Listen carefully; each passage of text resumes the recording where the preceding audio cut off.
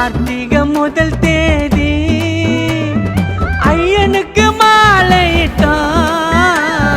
கடும் விரதம் இருந்து கால்நடைய நடந்து வந்தான்.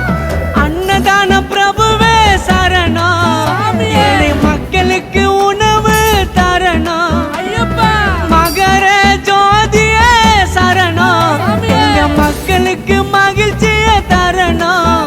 எங்க மக்களுக்கு மகிழ்ச்சிய தரணும். எங்க குருசாமி துணையோடு நாங்க போறோம் மன சுமையோடு. எங்க குருசாமி துணையோடு நாங்க போறோம் மன சுமையோடு. இருமுடி தலையில சுமந்துக்குன்னு அந்த காட்டு வழி பாதைய கடந்தோம். எங்க குடும்பத்தை நாங்க